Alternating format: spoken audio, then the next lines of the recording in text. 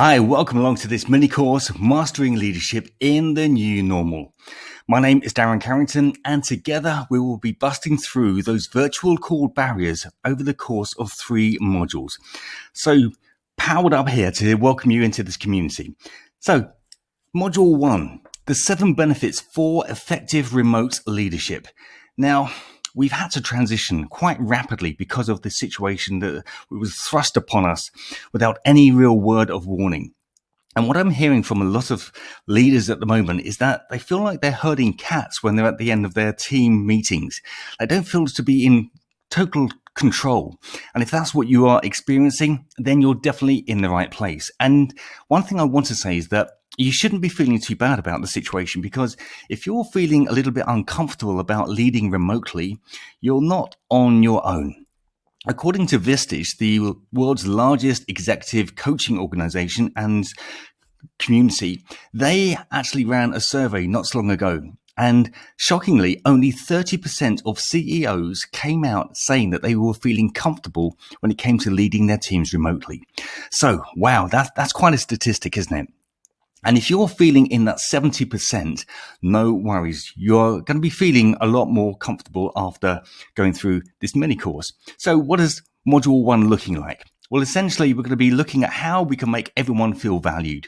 That's a big part of that engagement piece, making everyone feel valued. Also, how we can then say goodbye to those frustrations, how we move on to shifting people to be more responsive rather than reactive to what we have to say. How then do you get your value across? And the expansion of those communication skills will be a real plus here, as well as the M&I magic. Yeah, we'll talk about motivation and inspiration magic, one of the big benefits of leading remotely. And then how you can make a difference in that virtual arena. And putting all of these benefits together, 1 through to 7, we'll see a shift from what you might be experiencing this to this, where everyone's feeling really, really engaged, energized, and just raring to go. So on to benefit number 1 then. Everyone feels included. And you might be saying, Darren, I already make people feel included because they're my team, and I can't do what I do without them. Now, I like to break this down with the inclusivity over exclusivity. Now, whilst you might not be excluding your team members intentionally, maybe by not doing some of the things and saying some things in certain ways, you might be not including them in the way that you could be. So how do we go around that? I'm talking about making it more personable in a group setting. And I always use the analogy, if you were thinking about somebody standing on stage, addressing an auditorium full of people, hundreds of people in this auditorium, keynote speakers have a real knack of singling out their message to 1 or 2 members of the audience. They're delivering the whole keynote speech to the entire auditorium, but they're zoning in on 1 or 2 people in the audience. So they are directing their line of sight and their communication to 1 or 2 people, and they're getting eye contact from those 1 or 2 people. And that personalizes it. It makes it more personable in a group setting. Those people in the audience feel like the speaker is speaking to them directly. And that's what you need to do in, going through this whole sort of virtual arena that you are now leading in remotely. How you can personalize it and make it more personable, that's going to be the key. That's a big, big benefit. So you might think, how do I do that when I'm sitting at the end of a computer screen, just looking down a camera? And that is the essence here. You're looking down the camera. You need to be looking at the camera more than you're looking at your screen, because when you're looking at the camera, you are effectively looking at the eyes of your audience. Now, your team members will feel that when you're looking down the lens of your camera, they will feel that you are looking at them. So if you can back that up with some dialogue that makes reference to them directly, and they can see that you are looking at them, all of a sudden it makes it more personable, and you've sort of created that shift from exclusivity, where you might be excluding them by not going in at a personable level, and all of a sudden you've made it more about them and you directly. So a personable even in a group setting. And when we can do that, the overall benefit of making everyone feel included is that you will accelerate the rapport and the trust within that relationship, you and them. That acceleration of rapport and trust is just huge. And the aha moment here really comes in the sense of the word affiliation. And I'm using the word affiliation purposely because going along the work of Roger Fisher and Dan Shapiro from their work on the book Beyond Reason, these guys really, they evolved from their work in the Harvard Negotiation Project. And they are mainly around coming up with tools and methodologies around how to be a better negotiator. And they came up with their work through, a lot of research. We all have, as human beings, what we call 5 core concerns. And I'm not going to go into all 5 today. However, what I am going to focus on is the one that applies to all of us. It's affiliation. And it's basically, what is the emotional connection like between you and another person? So does that person feel close and connected, or do they feel distant and maybe a little bit alienated? So the fact of you working on and thinking about this core concern that we all have, the word affiliation, it is that emotional connection between you and that other person. So that's your big aha from benefit number 1. So moving on then to benefit number 2, where we can say bye-bye to those frustrations. You've got those frustrations. Your team have got those frustrations, and you may not necessarily communicate those frustrations between you. So here I'm going to be talking about the in-tune spectrometer. And you might think, well, spectrometer, where does that come in? Okay, so a spectrometer obviously is a metric of measuring wavelengths. Now I'm thinking about how you can measure the spectrum of the emotional range. What can you pick up on when your team members are saying something or maybe not saying something? What are their visual displays giving away? What are their cues that they're sort of not saying, but you can see maybe on their face? So you need to be upping your game. You need to be looking at what they are displaying to you, and you will all of a sudden become in tune to the spectrometer of emotions, and you'll be picking up those on your radar, but more importantly, they'll be seeing that you are picking up on their radar as well. And that will resonate with them. And again, it sort of links with benefit number 1 of that, making them feel included. And once you can do that, you'll definitely reel them back in, and they'll be following you in most willing and, receptive ways. So thinking about bye-bye to those frustrations, where you tune into the emotional spectrometer. What are they displaying visually in terms of their facial indicators, their cues? Maybe they're just rolling their eyes. Maybe they're folding their arms, shrugging their shoulders. There are so many, and we can talk about this in other areas. But once you pick up on that radar, you can definitely reel them back in, and they're coming with you. The frustrations will just start to disperse. So then on to benefit number 3, more response, less reaction. And you might think the word response and react, are they not the same? Well, I guess given the context, whatever you're talking in, yes, they could be. In my context, I'm thinking, right, when we react, we're not thinking about how we react. Somebody says something or does something, and we react accordingly. And then we might say something, we might show that non-verbally, but we will react. And the difference between reacting and responding is that when we get to the point of responding, we are recognizing what that person has said or has done. And we just put the brakes on. We don't react. We put the brakes on. We evaluate the context of what they've said, what they've done. And then we evaluate and we respond appropriately. And once we do this, we start to then get in what I call the flow. And the benefit of getting in flow is so powerful, because, you are spending more attention around your team members, but on an individual level. And that leads us into the value of mirroring. And I'm using this from an NLP perspective, neuro-linguistic programming. And as a master practitioner, I use this a lot. And you can do this verbally or non-verbally. Now, the value of mirroring is that whatever your team members are doing, if they do something, you sort of mirror that. So if they scratch their face, they might put their left hand up and scratch their cheek or something like that. Mirroring, you would do the same, but you would do it with your right hand and scratch your cheek. That sort of accelerates with the subconscious mind, and it accelerates the connection. And there's a great quote by Tony Robbins, and he says, when people are like each other, they tend to like each other. So the subconscious mind picks up on this. And if you are being, in a context where you are mirroring some of your team members, the connection subconsciously is building very, very fast. And what you can do then, you can also do that with verbal cues. So if you mirror the last 2 or 3 words that any of your team members say, that is also another angle of mirroring. And once you get to the point of mirroring, you are sort of following what you are seeing. You will then start to take the lead. So you will go from being led to leading. And if some of your members on your team are scratching their face and you do the same, you do this sort of 3 or 4 times.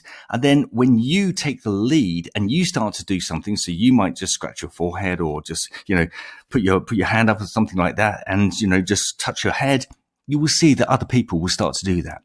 And just get into observing when 2 people are talking, they're engaging in conversation, just look at the body language between the 2. Look at the body language and see if one person is standing there or sitting there and they may fold their arms.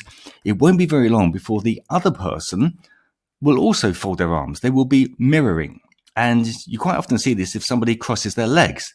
The other person will then, a couple of moments later, cross their legs. But they are doing it subconsciously. If you can start doing this consciously, it will start to show a big shift where people are then more responsive to you and less reactive. And that leads us on to benefit number 4, getting heard. Well, you might think, well, they hear me. They respond. They hear me. Listening and hearing are 2 different things. I want them to hang on your every word. It's a big benefit here. Once they can hang on your every word, you know that they will get to the point of saying yes, and I'm coming along with you receptively. And the resistance will just sort of disperse. Now, hanging on your every word, every single word counts, It's not about what you say, but more about how you say it. And you might think, well, is that really the case, Darren?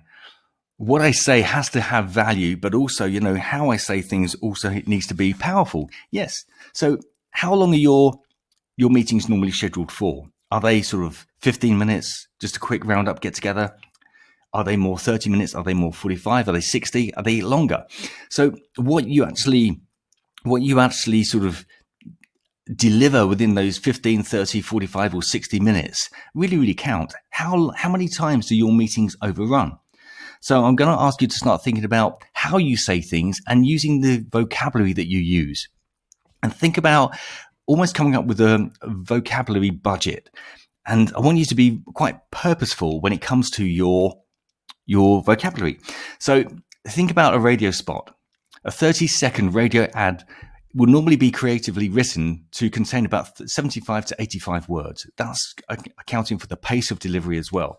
So you think that 30-second, multiply that by 2. So 1 minute, you're looking at 150 to 170 words. How many words do you think are exchanged in your meetings? Think about the power of what you are actually communicating. Yeah. Be more economical with your words. That will definitely help to get you heard more effectively. So 150 to 170 words per minute. I want you to really focus on how you could be more stringent and more economic on the words that you use. And I guarantee you will get your meetings back on track into that allotted or scheduled time that you've allotted, and people will be more responsive. They will be more open to listening and hearing what you have to say. So think about that. That's a big aha for you. 30-second radio spot, only 75 to 85 words. And you can be doing a lot with that. So benefit number 5, how to open up your communication skills. Yeah. Benefit of opening up our communication skills. We need to be thinking about the non-verbal, because those non-verbal cues and what is not being said speak far louder than what is being said. So by tuning into what is not being said is a real key here. Okay, so, you're tuning into what is not being said. What's this guy talking about? How many times have you come off a call where you know that somebody just hasn't quite got the gist of what you were discussing, but they haven't shared that? What were they not saying that led you to that indicator? So the power of what is not being said is far greater than what can be said. And this is where what I've got here, the TOV tells the real story. If somebody's saying something, TOV here is the tone of voice. It says what they really are thinking. We can't hide it. We can put it on as a mask, but eventually we will forget to wear the mask and our tone of voice will tell the real story. And this comes from the communication model of Albert Mehrabian, where he discussed that only 7% of the value in any communication is the power of the words. 38% of the value in our communication comes from the tone of the voice, and 55% of the value in our communication is made up of body language or non-verbal communication. So the tone of voice, think about how you come across when you are sharing what you have to share in your meetings. Are you excited? Are you energetic? Are you enthused? Or are you more monotone? Are you more monosyllabic in your delivery?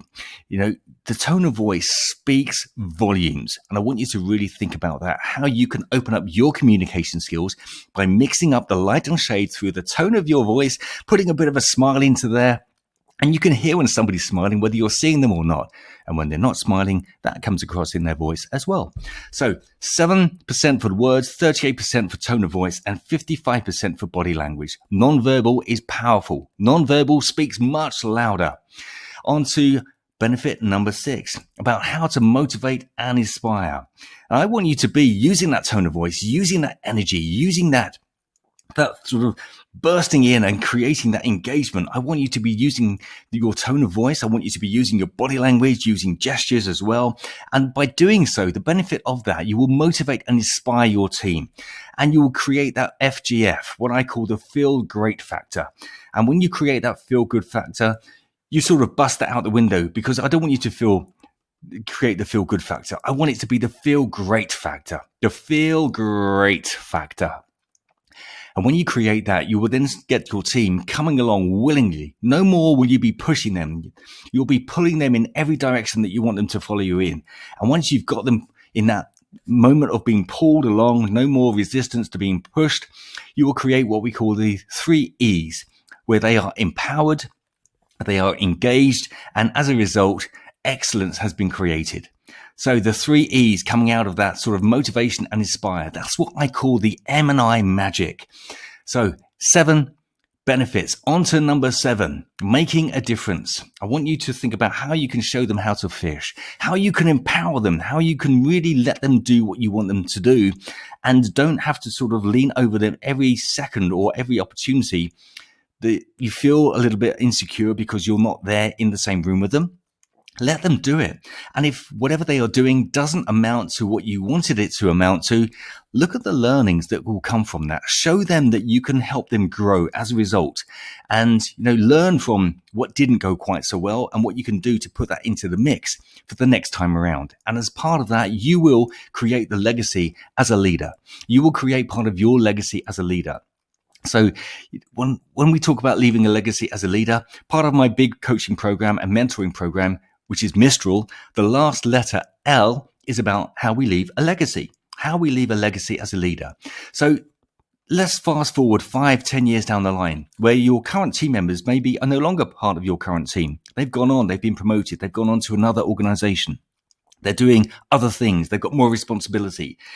They will be having an opportunity to speak with their team, where something that you have done to help them grow and develop because you showed them how to fish, you didn't have to feed them, will come out in conversation. And part of that conversation will be your legacy living on, and that will live on and on and on. So you will make a difference by leaving part of your legacy. So we've gone through 7 benefits where ultimately it shows that leading remotely does have benefits, because we've talked about how we can create that inclusion and how we can say goodbye to frustrations, creating more engagement, driving more response and less reaction, where you become more listened to. Everything that you say is now heard, and they listened to pretty much everything you said because you were more economic on the words that you were using. You've grown as a communicator. You now know that the non-verbal speaks louder than the verbal. You've worked on your M&I magic, how to motivate and inspire to create that feel great factor, which then contributes towards your legacy as a leader. So that's it pretty much for module 1. Looking forward to catching up with you in module 2, where we look at the biggest mistakes of leadership when it comes to remote and virtual meetings and how you can avoid those. And by the end of module 2, I'm pretty guaranteed that you will be feeling part of that 30% where you are feeling more comfortable about leading remotely. So awesome stuff. Take some notes on this, download the work materials, and also have a look at those before we go into module 2. And I look forward to seeing you in module 2.